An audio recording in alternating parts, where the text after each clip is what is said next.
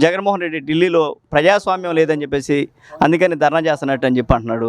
ఇక్కడ ప్రజాస్వామ్యం లేదా? ఇక్కడ ఏం జరిగింది? అమరావతి దగ్గర రైతులకి అదే ప్రజాస్వామ్యాన్ని అనుసరించాడు అసలు ఎప్పుడన్నా ఒక మాట ఒక్కసారి కూడా అనుసరించలేదు. ఒకసారి అన్ని సంవత్సరాలు అన్ని నెలలు ధర్నా చేస్తే ఒక్క రోజన్నా వచ్చి అసలు ఏదైనా చెప్పాడా? ఏదన్నా చెప్పారా? ఏం చెప్పలేదుగా.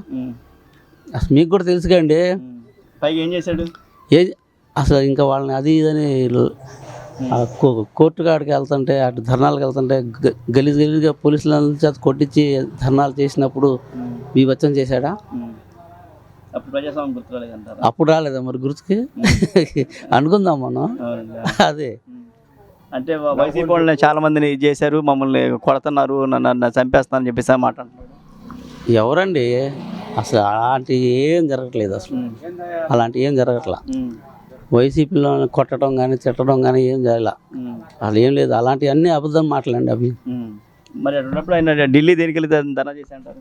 ఏమో అయితే ఆయన ఎట్లా అనిపించిందో మరి మాకు తెలియదు. అసెంబ్లీకి రావడదానికి చేశాడేమో. అసెంబ్లీకి వెళ్ళకుండా ఉండటం కోసం చేశాడు అనుకుంటా. అంతే. అంత మంచి కావాల్సి ఏం లేదు అసలు. అంటే ఒక మాట అంటున్నారు ఇక్కడ మధ్యాహ్నం మినిస్టర్ గారు అన్నారు, వంగలపూడి అనిత మాట అంటుంది. అదే దగ్గర అమరావతిలో కనుక చేసినట్టు అమరావతి మహిళలే అమరావతిలో కనుక జగన్మోహన్ రెడ్డి కనుక ధర్నా చేసినట్టు అమరావతి మహిళలే ఆయన కొట్టేసేవాళ్ళు అని చెప్పేసి అన్నారు. అది వాస్తవం అండి. ఇవన్నీ టీవీలు వస్తాయా? అట్ట కాదు. అసలు వాళ్ళు ధర్నాలు అట్ట తప్పు కదా అసలు ఆ మాట అంటాం. కరెక్ట్ అండి అసలు అది తప్పా కాదా?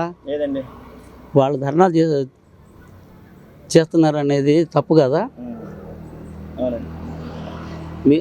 అంటే అక్కడ జగన్మోహన్ రెడ్డి చేయటం మంచి పద్ధతి కదంటారు. అంతే మరి. నాకైతే మంచి పద్ధతి కాదండి.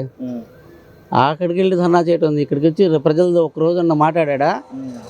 అమరావతిలో ప్రజలతో ఏదైనా మాట్లాడా? అది చెప్పనండి ముందు.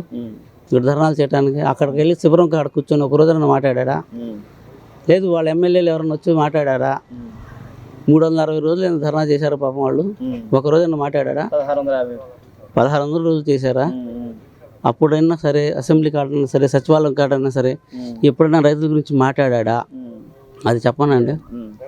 ఇప్పుడు ఆయన ధర్నా చేయడానికి కారణం ఏంటి మరి అర్థం కావట్లేదు మాకు. ఆ విషయం ఎందుకు చెప్పమానండి ఆయన ముందు. ప్రజాస్వామ్యం లేదా, అందుకే అక్కడ ధర్నా చేయాల్సి వచ్చిందంట. ప్రజాస్వామ్యం లేదా? ప్రజాస్వామ్యం లేకపోతే ఇన్ని రోజులు ఎందుకు కూర్చున్నారు అని అడగొచ్చుగా. మరి ఆ రోజు అడగొచ్చుగా ఆయన. మరి అడగాలిగా. ఏది ఇట్లా చేస్తున్నారని ఒక్కరోజన్నా వస్తే ఇప్పుడు ఇవాళ కూడా అడిగేవాళ్ళు. ఆయన ఇష్టం వచ్చినట్టు చేసుకొని అనుకున్నారు ఎవరు వాళ్ళు. అంతేగా. కేంద్ర ప్రభుత్వం 1500 కోట్ల రూపాయలు 15,000 కోట్ల రూపాయలు మీకు ఇక్కడ అమరావతి అభివృద్ధికి ఇచ్చింది. ఇంకా అలా కేంద్ర ప్రభుత్వం నుంచి రావాల్సి ఏమైనా చేసుకోవాలి, కానీ ఇటువంటి సమయంలో అక్కడికి వెళ్ళి ధర్నా చేయడం ఎట్లా? కేంద్ర ప్రభుత్వం ఇచ్చేదాన్ని చెడగొట్టడం కోసం చేయడం తప్ప రెండోది లేదండి. అమరావతి రాజధానిని డెవలప్ చేయడం కోసం ఇచ్చారు డబ్బులు. ఈ చెట్లు వీటిలు పీక్కోవటానికి ఆ డబ్బులు చాలవు అసలు. అయినా దానికి డబ్బులు ఇచ్చినా కూడా చాలవు. 1,00,000 కోట్లు కావాలి దానికి చేయాలంటే. అడవి ప్రాంతాన్ని శుభ్రం చేయడానికి 50,000 కోట్లు కావాలి. ముందు డెవలప్ చేయడానికి ఇంకో 50,000 కోట్లు కావాలి. 1,00,000 కోట్లు కావాలి. 15 కోట్లు ఏములు సరిపోతాయి? దాన్ని ఆలోచించండి కొంచెం. ఇంకా కొంచెం ఇస్తే బాగుంటుంది. కాకపోతే కేంద్ర ప్రభుత్వం సహకరిస్తుంది కాబట్టి ఈ 5 సంవత్సరాల్లో ఎట్టొకట్ట బయటపడతాం. అది చంద్రబాబు గారి పరిపాలనలో న్యాయం జరిగిద్ది. గ్యారెంటీ. అది మటుకు గ్యారెంటీ. రైతులకు కూడా ఓకే.